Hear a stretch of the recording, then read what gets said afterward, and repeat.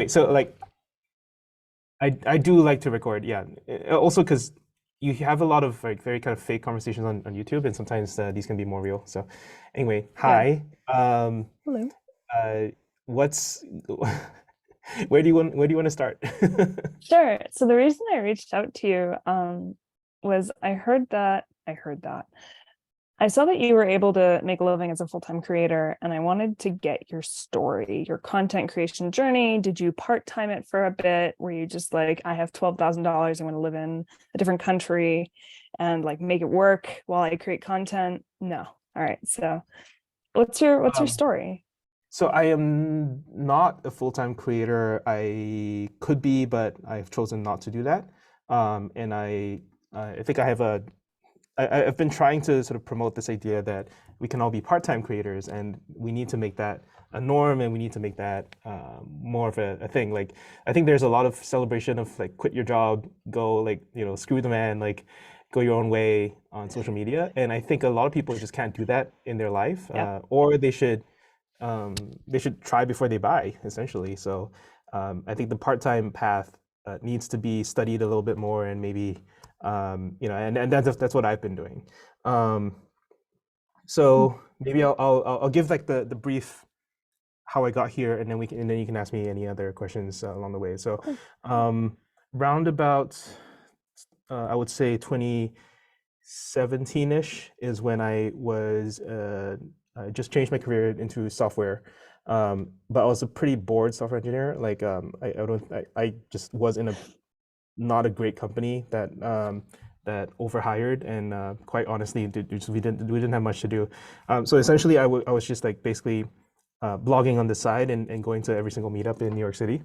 and those blogs got a little bit of attention, not huge, but it got me started thinking like, oh, okay, like if my boss isn't teaching me enough, I don't have to only learn from within my company. I can learn from outside of my company, and that Yeah. was kind of the red pill towards independent creator life. But essentially, fast forward like 2 or 3 years of just like constant blogging and speaking and content creation and stuff like that on the side for free. Um, uh, then the pandemic hit, Mhm. and essentially I was between jobs for a couple of months. Mhm. I think I at that point I had an offer. I just was waiting a while for like visa stuff to clear. Mhm. So I took those 2 months and wrote a book that basically recapped my some of my best writing, and then had new writing as well. So I think the split was 25% existing writing that was kind of beefed up, and then 75% new stuff. I felt like that was a good split. Um, and pre-sold it, and then launched it 2 months later, and had a good result. And I think had decent word of mouth, Mhm. thanks to industry friends and stuff like that. And it's still continued to sell since. So Um, oh, so let me recap what I just heard. So you started in 2018 as a software engineer, yeah. right? And you just kind of filled your potential at the company you were at. Where were like if you don't mind, where were I you? was at Two Sigma and then Netlify. Two Sigma. Okay. So Two Sigma was the job where I was kind of bored, but like Yeah. they give me a really good start as a software engineer. Yeah. I And used then to live in New York. Netlify. Oh, okay. Yeah. So I was curious if I knew any of the companies. Um, but Yeah, yeah. Two Sigma is in it's Brooklyn? downtown, so Oh no. Soma area. Oh, So okay. try what's the it, it's like a three-section thing. It's got one of those cutesy names that's like a shorthand Oh, for like three jeez. different things. Do you I mean don't over by not Christopher Street? It's not Tribeca. Um, I will find this. it's gonna bother you if you don't know. Yeah, yeah. I'll look it up. It's really quick. Okay. Oh my Um, goodness. it's 106th Avenue. So Oh, yeah. Um, there's a name for this part of of New York where it's like below Houston or above Canal, and then like west yeah, of yeah, something, yeah. and then they just have like this like sort of shorthand. I don't You remember know, what. you know what's really messed up is I What they was are. on Varick and Spring, so I think I wasn't actually that far. Yeah. Um, but Yeah. but yeah, when I was in New York and working, I was at Varick and Spring or around that area.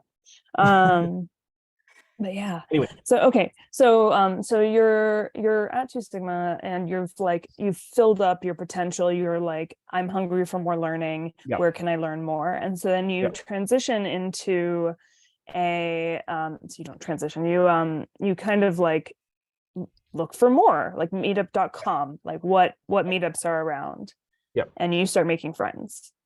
And yeah. that's basically it. And so that's like, at that point, like social media wise, you're at like follower count 0 and somebody's like, you should make a Twitter as you go to Yeah. meetups. That's I made it. So I was on Twitter during college, so like 10 years okay. before. So I had like a couple hundred people Okay. on. Um, But tech space was like pretty but bare yeah, empty. at that Like point. yeah, zero. Yeah. Okay, cool. So I think throughout my boot camp, I was tweeting stuff, but like you can look at my 2018 stuff. Like no one was responding to anything. So yeah, you just have to kind of build it up. So what I often recommend to people getting started is to be interesting, you should be interested in others, and people love feedback. And so my general response is this phrase that I have called "pick up what others put down." Like when people have new posts and new books or new tutorials or whatever, go through them, give them feedback, and if you have like a few substantive interactions where you're actually helping people out, or Yeah. pointing out something, then they start to notice you and start to boost your stuff. It's Hmm. kind of a quid pro quo type of thing, and I think everyone who's like sort of established in the industry always wants to help out the next generation, right? So That's that's like that's the helpful version of like for like. You know what I yeah, mean? It's like yeah, it's the right. There's the cheap, follow unfollow social media influencer, like sure, with heavy air quotes, sure, right? Um, but but you actually to don't be have to. useful, Yeah, I yeah, mean, you have to try to you build a could just relationship contribute. between Yeah, humans. yeah, you could actually just contribute back to the people who are trying to teach the next generation and be like, hey, I went through your book, I read it, I really enjoyed XYZ paragraph, or Yeah, could you elaborate on Z? yeah, And build those relationships. Yeah, yeah. So that's since you're part of the Vue community, one of my earliest breaks was actually Sarah Drasner, who I ended up working for because she came to Netlify. yeah, Because she did a very famous page transitions demo in Vue, and I was like, oh, that's cool. Like it showed like shared element transitions between pages, and like just the yes, animations were great. So I was like, all right, I'll take that and port it to React, and that's what I did in one day, and then she shared it, and that was like a very basic thing that like sure, like I'm sure people are going to ask for React ports, and someone did it, and I was the first to do it. that's So awesome. so yeah, I mean, and that's a very very like it doesn't take a lot for people to go like if you're genuinely contributing something substantial and not just sniping in the Mm. comments or something. I think people notice. Yes, that happened to me last week. Actually, somebody, I was doing the Advent of View thing, and I did not do all of my assigned days. I did not do all of them, but somebody did my View I18N challenge. I really like internationalization. It's like close Yeah. and near and dear to my heart. And then so I built that out, shared it, and somebody did a svelte port. And I was like, oh, Hey. sweet. And when I like liked it and shared it, I was like, this is Yeah. great. Yeah. Yeah, the more the merrier. Yeah. So okay, cool. So that's your like social media start. You're doing meetups in person, you're in New York City, you have big access to like a lot of in-person stuff back when it was important, versus now when there's so many online. I think it um still helps. People have True. people put importance on like having shook your hand before, or like having had a Yeah, meal with you before. Like, yeah, it's a thing. it's different once you like go to a conference and stuff Yeah. like that and you actually meet everybody. Yeah. Okay, cool. So that's like the beginning, and then you transition to between jobs, like between Two Sigma and Netlify. Is that? Yep. And then Yep. between at that point you wrote your And book. Netlify came inbound as well because of the blogging, and I think that Wow. help that starts to happen quite a bit. But also I think that's fairly specific to DevRel. Like, if you what I always say is like if you want the job, just start doing the job, and people will notice because every company has a Slack channel dedicated to like people mentioning them or giving them shout outs on Twitter and you know on blogs or Hacker News or stuff like that. And I was pretty effusive about my love for Netlify because I came from Heroku, and, and Heroku was just so much unnecessary stuff that I didn't want to touch anymore. Yeah. And so I think yeah, so I that's my recommendation. Like basically, I essentially decided to leave my two similar job the day that both Netlify and second unnamed company came inbound to my DMs, I had asking me to something interview. simiment happen. Yeah. Yeah. I had, that's how I got my Cyprus job, was I gave a talk. I didn't even know, they I asked me to noticed. be, I didn't even know what a Yeah. DevRel was. I was Yeah. like, what's DX? And they're like, do you want to work for us? I was like, what? That's crazy. Yeah, and Yeah. I think also it's one of those things where you also sometimes because if you're visible, if you can explain and communicate well, people ascribe a lot of competence to you that you may not have. And so like I didn't consider myself qualified to work at a CDN because I didn't know how a CDN worked, and Yeah. turns out that didn't matter. I kind of learned it a little bit, you know, once I was inside, but they don't necessarily need you to understand everything to work for them, and that's something like as a Yeah. software engineer I kind of didn't understand until I was like, oh, like there's all these parts of the stack and you don't have to know all of it to work at a company. I Yeah. I'd never used Cypress before joining. Never used them. Yeah. I'd done test runners, but never used Cypress before joining. Okay, cool. All right, so that was like the beginning, and then at this point, you are you comfortable talking about like how much your book brings in still for you? You wrote it, I guess, 2 Yeah. years ago. Sorry. You wrote it I like wrote 2 it years ago. 2 years ago. Yeah, yeah. Okay. It's between 3 to 5 grand a month, depending Okay. on whether like I get some shout out somewhere. So for example, like Reactive Flux, which is the Yep. big Discord community for React, just picked me as top of as their first, like on the first lot on their recommended books page, and so that brings in some Wow, sales. that's cool. Sometimes like a newsletter author decides to do something, and then like I'll throw in a little promo there, and that does something. Sometimes I show up on a podcast, and I would drop a little discount code there, and that does something. Um, and then sometimes the big ones are when companies um, or coding boot camps come in and go like I'll do a bulk purchase of like 10 or 100, Okay. both of which I've done. So like, B2B versus like B2C, actually selling Kind of. to, I mean, yeah, like this is really small fry for like a B2B a real with the business. Yeah, quotes. exactly, exactly. But the bulk sales work because not well. One, they're kind of using it as a tool to contribute to their company, or like they have some kind of budget and they decided to spend it on a book and have a book club. So for example, Yeah, GitHub did a book club on my book, and that was a really nice moment for me. But then, so what you do is as a creator, like I'm just gonna skip forward to like tactics. sure. So for example, the book uh, comes in at, well, so the retail price of the book is like $59 for the full thing. Typically I'll give like a 30% off for like podcast discounts, but then Mhm. bulk sales go down all the way to like $20 to $10, depending on the volume. And the way you push people over the edge to buy like 100 copies, 200, 300 copies, is you bundle some of your personal time with it, saying like, I'll do a talk for you, I'll do a book review with you, like Yeah, Q&A for stuff, and that usually tips them over. Because as an interesting. author, like each marginal book doesn't actually cost you that much, right? Like it's just a PDF, you can just kind of send it around. Yeah. You do also, so I do also bundle extra stuff with it. There's a audiobook, there's a bibliography, there's a community, there's extra content that we've recorded for sort of bonus value-added stuff. So, for Mhm. example, if you want to see like a making of, I live streamed the writing of 2 chapters, and so you can kind of see the writing process. And then also I did a weekly book club this year, covering most of the chapters of the book.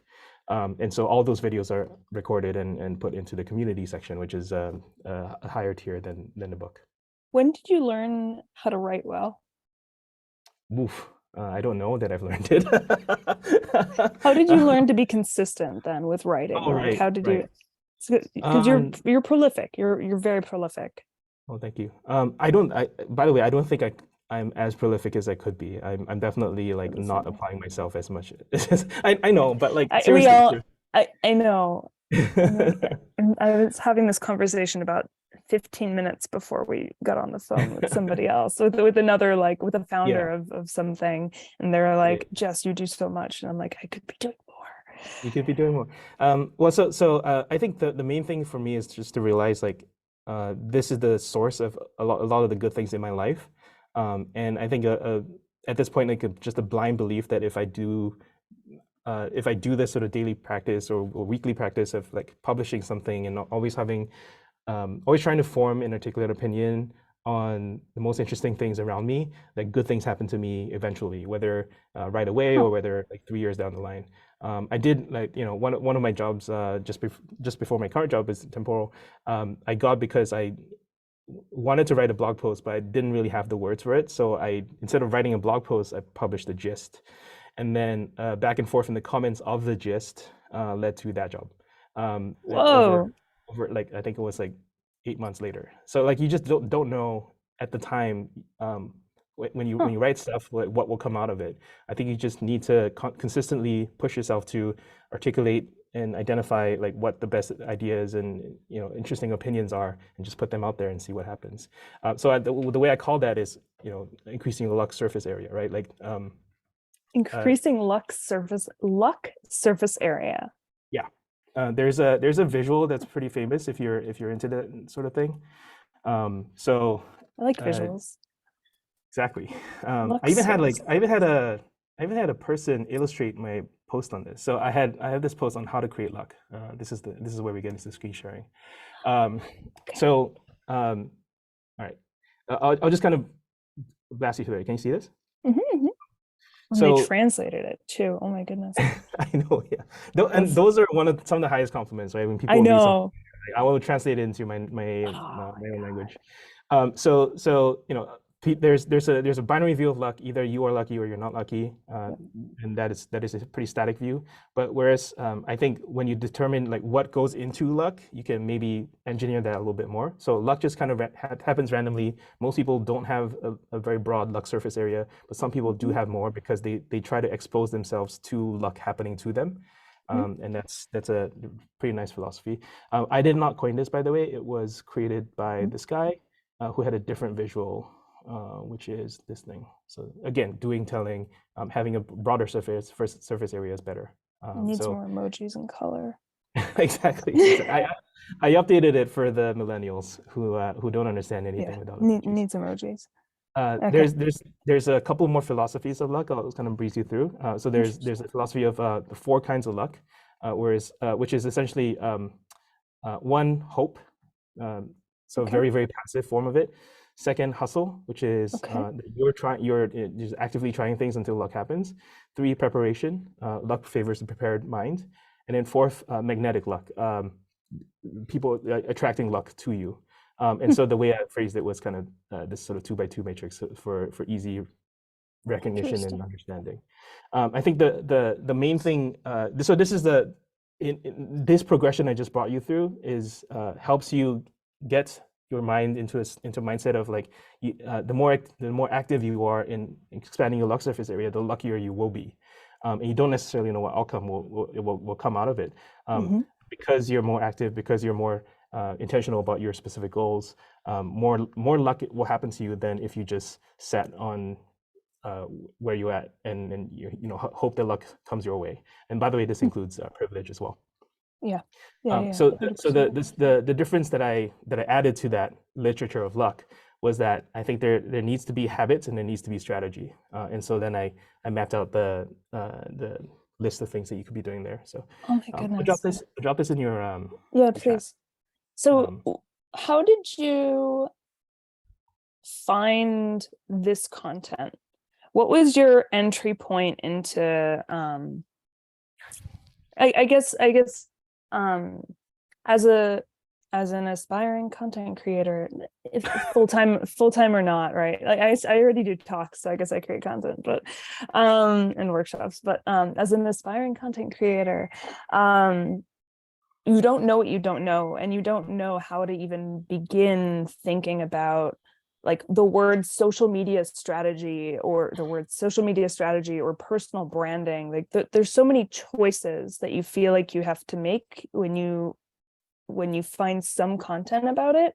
And that's why I'm on the phone with you, right? Like we are in a very particular niche. We're educational, we're tech focused, and it's hard to find kind of the roadmap, the entry point into what you should be doing, how you should. One of the questions I was going to ask you, and I think we'll run out of time, but one of the I can questions go over, by the way. You're I my only can meeting today.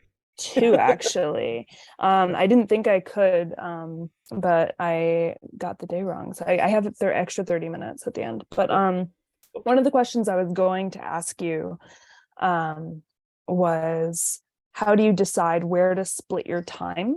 So if you wanted to share your screen again, and go back to the like emoji laden graph here, how do you figure out where to spend your time on creating versus meta strategy, and where do you even find that meta strategy? Do you slip, trip, and fall into it? Is it from experience? Do you have resources, Googleable terms? It's a very large question here. Yeah. Yeah, we can So narrow it down if you want, but no. yeah. I think you're asking the real questions here, and I somewhat don't have a good answer. I do what strikes me as interesting to do at any particular point in time. I feel like it should be something I maybe focus more consciously on, but I just don't right now. Mhm. And probably, it would be nice to have a little group chat going with like you and like whoever else is interested in this stuff where we Yeah. work where we talk about this because yeah, I don't I just kind of work on it on my own in my free time whenever the moon strikes, but that's not like a very systematic way of doing this. Do you pull in from so what I've been doing is when I get very bored at night, I go on YouTube and I watch Instagram influencer social media strategies. And Yeah, none of them, like programmer Instagram is terrible. Like I do not yeah, intend to go on programmer Instagram, but yeah, with the ideas, right? The ideas carry over anywhere, right? The idea of hustling, how do you split your time? The idea of a content funnel, um, a God, what was the term she used? Having two kinds of platforms, and you have this with your blog. Um a set of like a set of content that is evergreen hmm, versus what we do with Twitter, right? It's yes, periodic. yeah. It's a way to interact more quickly, and it's what's the word I'm looking for, opposite of evergreen? In the moment, I don't know. Yeah, yeah. Oh my Ephemeral. goodness, do you have another one, really? Uh, so I call this the particle wave duality theory of knowledge.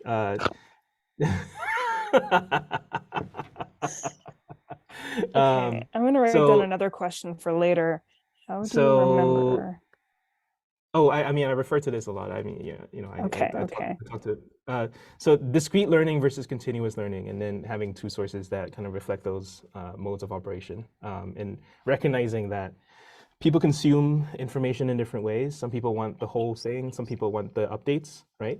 Yeah. And then you also learn in different ways. Sometimes you definitely learn in a continuous stream, but then you only consolidate your knowledge when you produce discrete pieces. So yeah, that duality is very real, and I've given it a name. Particle slash wave duality theory of knowledge. It's inspired by quantum. Interesting. It's inspired by quantum theory. The whole like light could be a wave and a particle at the same time. Yeah, yeah, Um, yeah. Oh my gosh. uh, so okay, but I want to offer one thing because I think Mhm, you skim past this, and I want to give you my take on it, which mhm. is please do not take this as the way. Um, but I do not think about content strategy. I do not think about personal branding. Yeah, I don't have. I don't. I don't. I'm like I sometimes go onto non-dev content creator type things and like look at what strategies are working there and then try to transfer it over. And I see that's what you're doing. And I've talked about it with others, but I think those are tactics. Those are downstream of you having a thing that is more central to how you operate and function. Hmm. And getting that right is more important than getting the tactical stuff right. So it's a much bigger determinant of your success, having the core, like what is it do I stand for? What is Hmm. it am I interested in? What am I betting big on? Because I think that's a good strategy. Um, those matter way more than the, oh hey, like did you know the 7 minute the 7 second Oh, TikTok is working better than the 30-second TikTok. Like I could not care less. no, I mean, yeah, I care a little bit. that's I care a little bit, but like, that's not what determinant. that's not what Yeah. I was talking about. That stuff Okay. is like so surface level. I think I was talking about just like trying to collect all the different nouns that people who actually do this for a job throw around, and like Yeah. why are the terms Oh, important. That my was my kind of most the yeah, my most hated one is content calendar. okay, why do you hate the idea of a content calendar? Because I was thinking about like, I don't know, spinning up a Notion board or whatever. Because it presumes that you'll know in 3 months from now what is going to be relevant. Yes. Okay. Yeah, that was my first like hole that I saw when I heard it. I was like, I'm pretty sure that, my hot take on XYZ topic might be outdated. Yeah. By the time I have time to write it. And it's not just about being outdated or not. How good of a job you're going to do on that piece of content is going to be very driven by whether you're inspired to do that. Do you have the spark?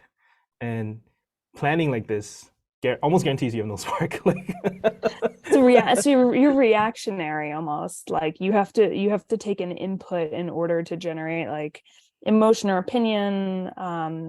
Yeah, yeah, I mean, so sometimes you can generate your own input. So yeah. I'll give you one Like of work my stuff, basically. one of, work stuff. One of my big successes, I'll show you um, here. Turbo. This one was a big one last year. So last year I called that Turbo Repo would be a big deal in 2022, and that wasn't um, uh, that was basically me deciding that, looking around and deciding that these are going to be big trends, right? Okay. And deciding to make a big deal out of it based on a function of timeliness, but then also personal inspiration of like always try to be thinking about what will be next, right? Mm-hmm. So one of my biggest pieces ever was the third age of JavaScript piece. Um, so and this I thought about while I was on a run. Mm-hmm. And while you're running, just kind of thinking through like what is the most interesting thing, what are the themes that you're seeing, and just kind of synthesizing a general piece to that. Mm-hmm. So a lot of these like pieces or trends or themes, um, they don't have to react to any particular thing. This one actually, it turns out it was more reactive. This one because like so this was December 27th. Mm-hmm. This video was dropped. Let me just check the date. This this was dropped December 10th. Okay, like Okay. that's still like a good like 16 days after. Like so I don't know. I just feel like you need to the inspiration can come from anywhere, and sometimes you can force the inspiration on yourself by just going, out of everything I've seen this year, what is the big insight or opinions that you have, and sometimes you can just kind of force an opinion like that. Like you don't have to respond to anything in particular. Interesting. Interesting. Okay. Okay. Sorry, my brain is racing on on what my hottest take of 2020 two is. Like Yeah, what patterns am I seeing? I can Okay. I can go further on that if you are in the mood. If you want me So to double click on it.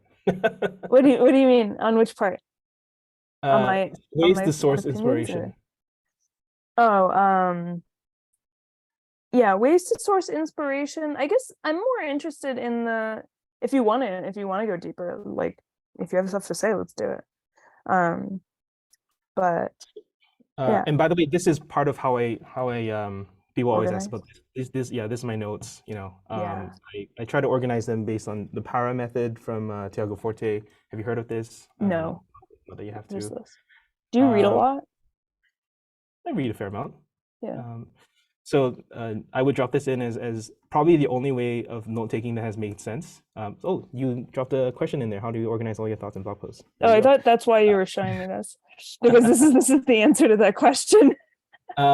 Yeah, so I think most filing systems are too complex, and I can't hold them in my head. Yeah. And 4 seems to be about the amount of items that I can or types that I can hold in my head.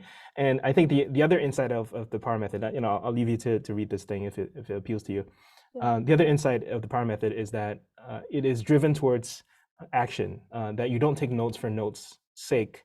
Notes only matter if they're contributing towards some kind of output that you're gonna actually do. And so I think I kind of like that a lot, even though if I don't necessarily practice it 100%. So in my writing, I would have a ton of blog ideas, blog post ideas, and those will be simultaneously worked on all at the same time. So I kind of call this mise en place writing. I'm going to drop another thing on you. This is how I use Google, by the way. And most of the time, I know exactly how I titled it, and I can just go directly to that. So instead of writing one piece at a time, write 50 pieces at a time. Do all these things in parallel, and then when something's ready to bake, you bake it, and that So- makes you productive. Okay, so mise en place. Okay, so I'm blanking on what mise en place means in the cooking world. It means laying things out before you Okay. you need to Ready cook. to So plate. separating the food prep process from the cooking process. Okay, yeah. My partner does all the cooking, and he's very good. But It makes sense. So like a lot of the ideation phase or the research phase happens passively or serendipitously. okay. You can do this, you can work on this in parallel for like multiple pieces. I don't even know how many I have going on there, but like a lot, and I think it helps you to separate those pieces so that when the time comes for you to sit down and write, you have a bunch of stuff ready, so whenever I need to write stuff, this is my notes. Whenever I want to write this post, whatever this is, I don't even have a name for the post yet, but I'm just kind of making notes for myself so that I start from this base, and then most of the writing process is just organizing these bullet points and then fleshing them out. Okay, so your writing process is basically outlines, and then you apply like content to the ideas that you're trying to communicate. Yeah. Like you basically flesh them out. Okay. When do you create like graphics? Like when do you create this, at the end or Usually at the during? end. Yeah. Yeah. Okay. Yeah. So you can tell I'm not like the most visually appealing person. But They're there. like, as long as I communicate the idea well, like I don't actually care that much. I Yeah. do have a friend who's kind of a fan, and so I can hit him up whenever, and he'll illustrate stuff for me. So this came from him. So this is my Local biggest piece. host. This is my biggest piece of this year. And he would take, where is it? Wait. Oh, no, wrong piece. I had another one. Pending the local host since 1791. So I drew this. So I drew this in Excalibur, and then he came along and prettied it up, Made it pretty. which which makes it look more professional because all my stuff looks like this. But then he makes it more professional looking, and I think like paying to illustrate. This is the one. Paying to illustrate, with like logos and stuff, like it just makes it more professional looking, but it's not strictly necessary to communicate an idea. Yeah, it's so okay.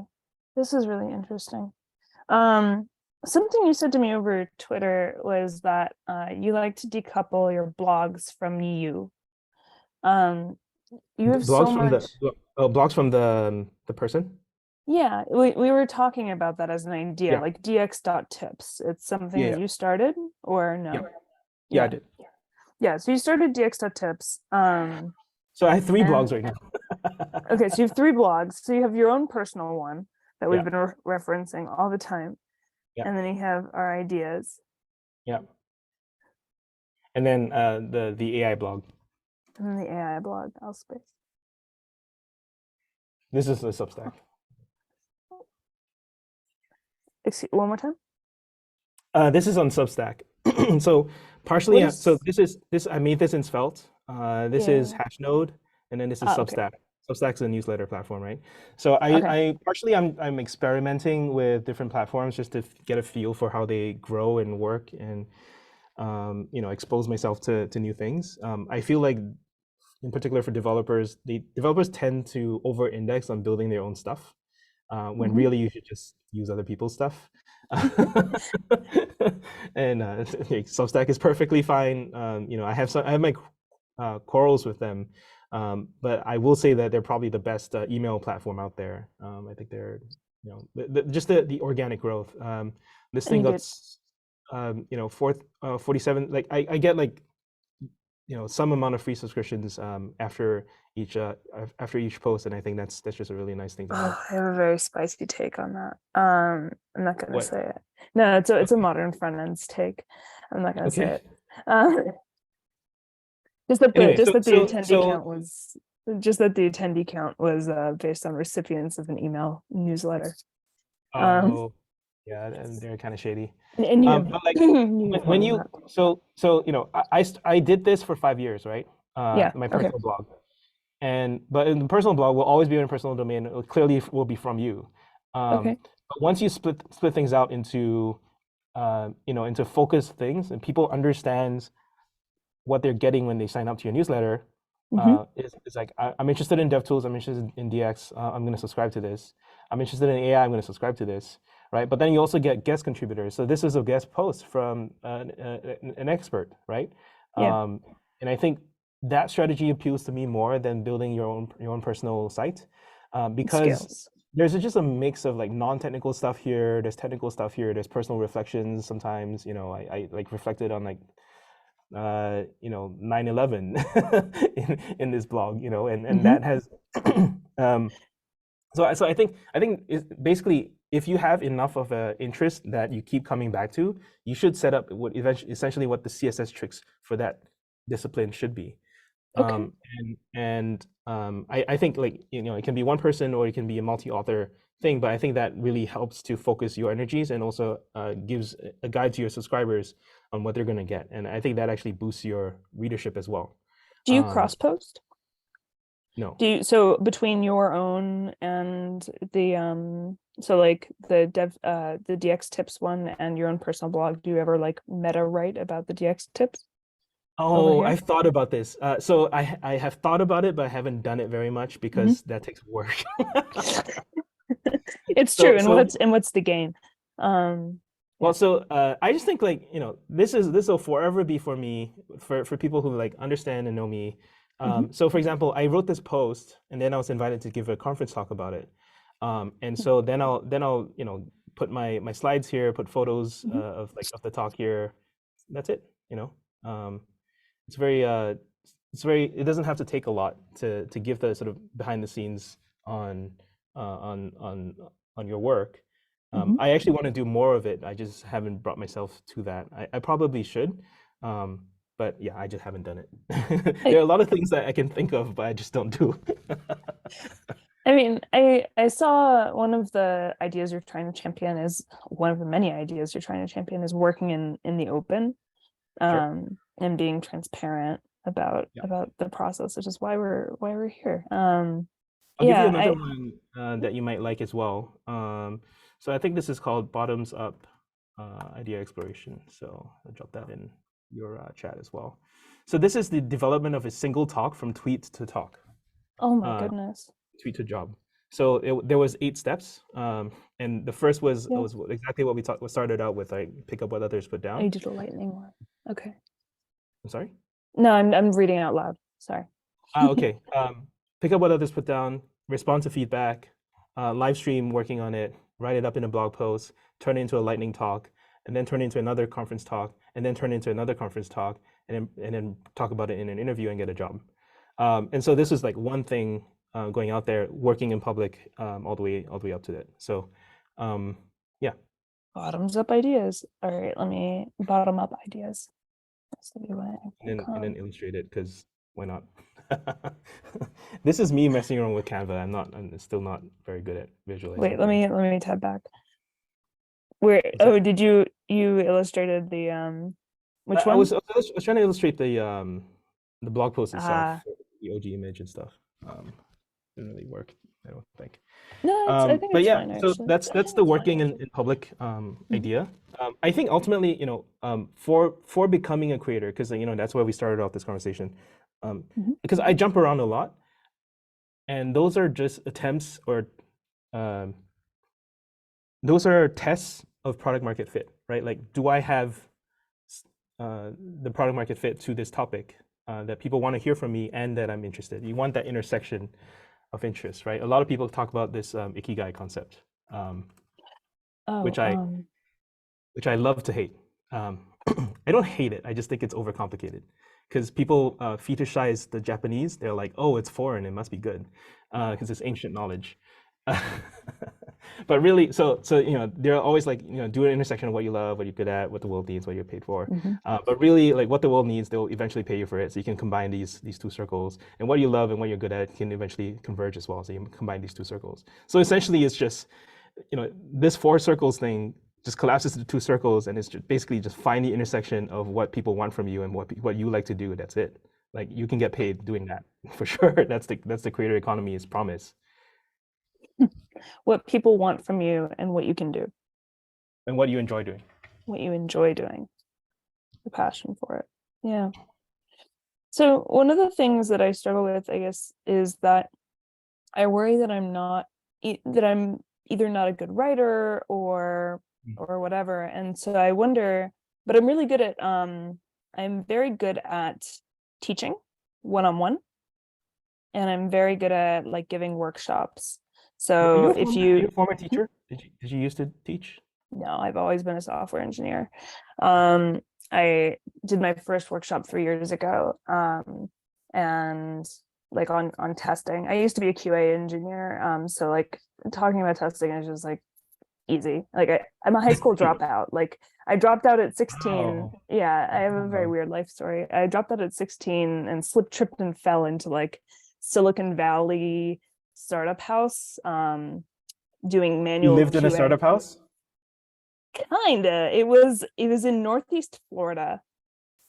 And to set the stage, yeah, it's like the only tech company in my town. It was in St. Augustine, Florida, which is the oldest city in the US. And it was on a beach. It was a condo that was catty corner from the founder and on the beach. And so I went from like double wide trailer, high school dropout, and then within 2 months I like fell. Like I don't even know how I got there. It's a very weird story, but January 1st, 16 years old, manual QA for like a 20-person company, like reasonably large. Did that for like 3 years, and and then eventually I slipped into development. But I'm actually fairly young. I'm actually fairly young, but I got an early start. So, but Good for you. back to the actual topic. I'm decent with synchronous interaction, but I struggle with executive function. And so organizing, a lot of the questions I've asked you are about organizing and producing content and how to split time. If I'm not a good fit to be a writer, um, yeah. What do you do? Like, I guess like what, Twitch Well, streams? wait, hang on. Who's saying you're not a good fit? Like, are you just kind of I'm doubting myself. you're doubting Um, yourself? yeah, I'm doubting Uh, myself. I mean, Um, I actually live with a writer. Like I live with a professional published author. Like let me sure. turn my camera around. This is some of the books in our house. Oh wow. Some. Her entire third floor is just books. That's awesome. Um, Yeah, anyway. yeah. Um, So so don't count yourself out. I think it's something that you get better over time. The other thing I'll also offer you is that I think that people over-index on what good writing looks like. What you might be okay. taught in school. Because if you study some of the most read writers, especially in tech, they're terrible writers. They break all the rules. It doesn't matter because they're talking about important things. And again, it's all that writing is down or writing or grammar or like flair, or whatever you call it, is downstream of having good ideas, having clear thinking, um, and a whole like having done substantial work that you're writing about. That is downstream of the actual writing. Like it almost is a footnote, because I don't notice when people have extremely run-on sentences. I don't notice when people use jargon, like all these rules that people make up. Like Yeah. I can probably cite you examples of people of very well-known, highly regarded tech writers breaking all of them. It doesn't matter because they were talking about something important.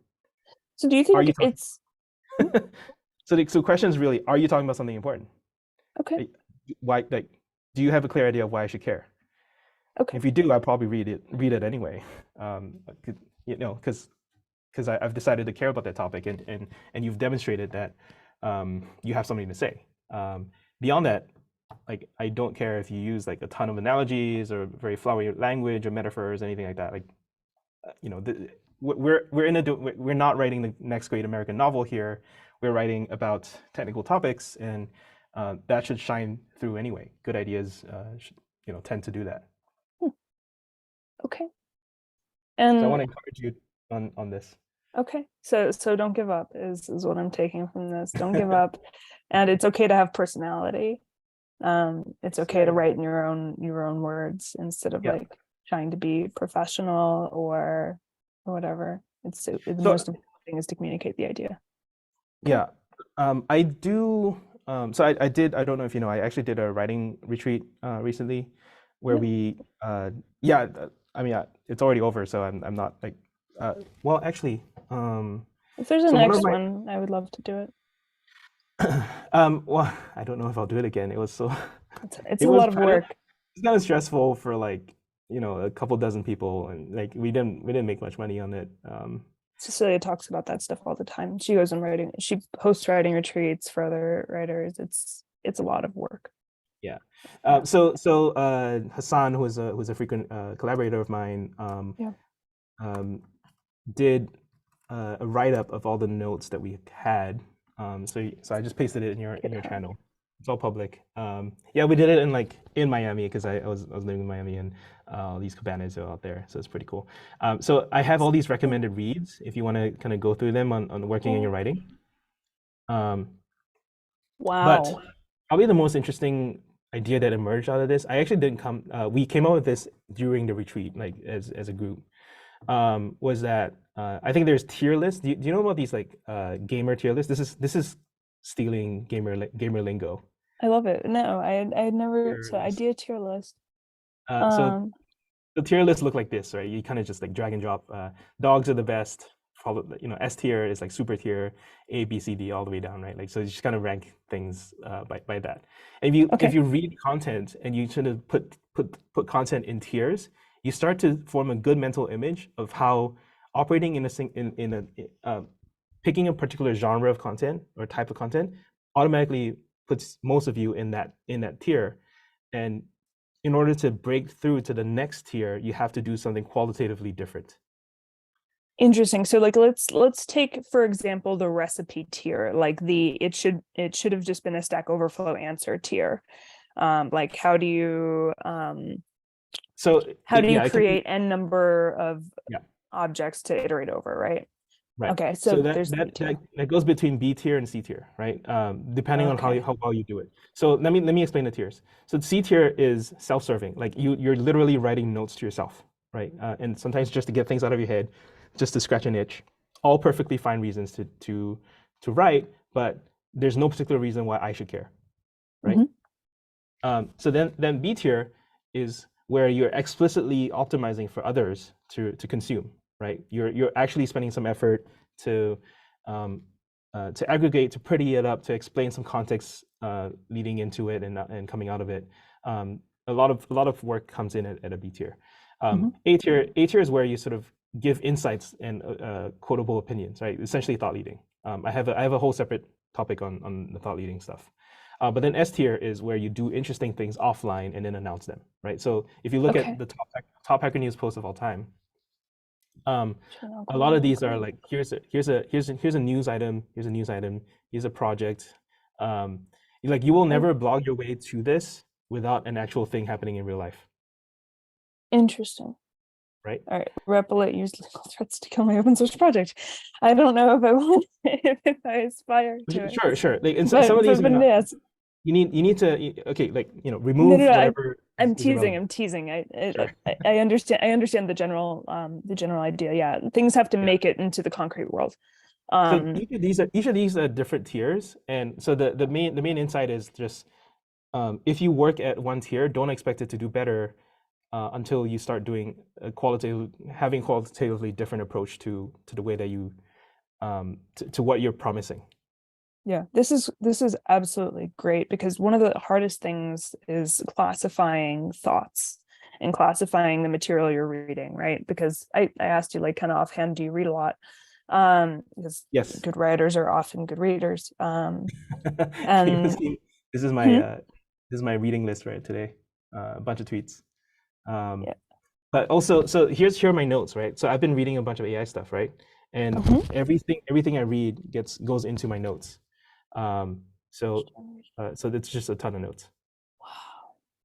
Um, Wow. Yeah. So one of the things that makes your blog posts particularly great is how many links you have in them. And it's actually a lot of hard work to aggregate that content and, like, make sure you're citing everybody who's involved. Like, for example, in the Making Luck blog post, you had, like, so many shout outs, and, like, you can't go more than a paragraph or two without finding another link. Um, so I've got these. your second I got, brain yeah, is, yeah, your second brain. I guess you use Obsidian, yeah. I use Um, Obsidian, but I don't. I tend to, one thing they teach you in the second brain course, um, is it's about the workflow and not the tool. yeah, So, okay. um, so I have to drop in 5, but um, well, I wanted to show you that goes into the book as well, and like I'm not sure it is the best approach to be super honest, because a lot of people complain that they don't finish the book because they're clicking links, right? So you are sending people off your page, but I think it just attracts the kind of people that like comprehensiveness versus people who just want the conclusion spoon-fed to them. So here, no, that's the wrong one. I'm sorry. I'm trying to open up my book for you, and I can't find it. There it is. Um, so I wrote the book like I blog, and mhm. unfortunately that means there's basically 1,500 links in there for people to chase down rabbit holes, and um, it's not the easiest to read. Clone open source apps, yeah. Okay. Um, Scoundrel, yeah. but so you know, how quickly are you looking to get paid for your creator stuff? Like I don't Um, know when your stage when you're where in your y- process is. basically what happened is that two things happened 2 weeks ago, and last week. One, Musk kind of went batshit. Mhm. Sorry, sorry the No, language. But yeah, total trash fire. facts. And then I got really nervous that all of the work I had put into building a community, Yep. and friends, like, could not follow me, and I did not own my own content. Yeah. And I, like, can hear my partner being like, this is why I don't use cloud services. Build your own content, host your own content. Like, I get lectured about this all the Use time. the power grid. But Grow your own food. Hunt. Bows um and arrows only. we have a server room. Like, we legitimately have a server room, actually. Okay, that's It's, yeah, all trash picked from, like, MIT and Harvard, actually. Pretty cool. Um but yeah, so so I you do need a funnel. You do need to own your audience.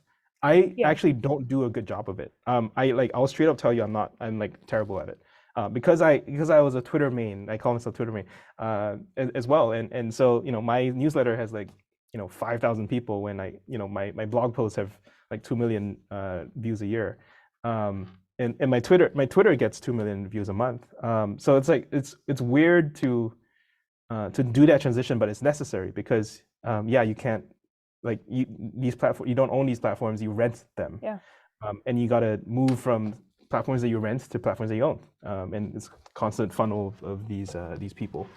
Yeah, Um, like your stuff does well on Hacker News as well, right? Like you're able to post your occasionally, content. not every time. Not every time. I mean, Hacker News is a tough crowd. Mhm. Um, Yeah. so yeah, that was the first thing that happened was like, Twitter turned into a trash fire. Cool. And so I got a little bit nervous and I was like, I don't own any of my own content, grab the archive. Um, and then the second thing that happened is we had layoffs last week, and I didn't get laid off. Thank God. I'm surprised I didn't get laid off. A brand new employee. I have produced like zero business value for the company, in my opinion. And maybe I'm like having imposter syndrome, um, but yeah. So amazingly, I didn't get laid off, and it had me think, okay, what's next? After my company, like because the markets are crazy. The markets are Yep. absolutely crazy. And so like for a company that's not profitable to raise in 18 months is not a guarantee.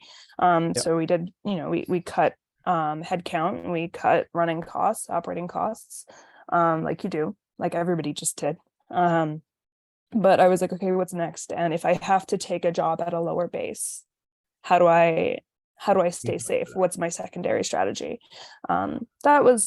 That's where I'm at, is like I think I have 11 months of runway until, like, at the worst case my company can't make it work. We're good for a little bit. But Okay. I want to start thinking about what's next. And Good. so I'm interviewing people like you. um Good. yeah. Yeah. So I think you know, for me, I I was a lot less intentional. You have to go. I have to go at 3 sharp. Yeah, I have an important thingy. Yeah. So I think you can be a lot more intentional than I do. People will only basically pay you if you have established authority on a topic. Yeah. So you want to figure out what that is. Maybe you already do have that. Yeah.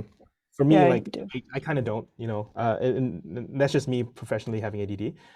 But then I think it's an easy path to convert to having some actual side income. I think I may have also mentioned that Egghead.io, Front End Masters, all these sort of video tutorial platform sites, they do like it's like a 30/70 creator cut of whatever content you give them. And I think that is one of the best ways to get started, because you don't have to do any sales. Sales is very hard. Um, Hmm. and I takes have a a lot of time. course. I have a course on view mastery. I have a niche already, and I was Yeah. looking to break out of that niche, but I hadn't really focused on filling it with content yet. Like, I'm known on the speaker circuit and the workshop circuit as like the testing chick for Vue. And like I could continue to do the testing thing, but I've started to branch out into other topics like I18N and Vue use, and like just things that aren't testing related. So I'm not just like the testing chick. I don't know. There's stigma attached to testing, which I'm happy to talk about anytime you'd like, but but I should drop. This Okay. was really, really helpful. Thank you so much for your My pleasure. time. Yeah, anytime you ever want to have like an informal chat, I'm around. Yeah, Yeah, likewise. All right. cheers. All the best.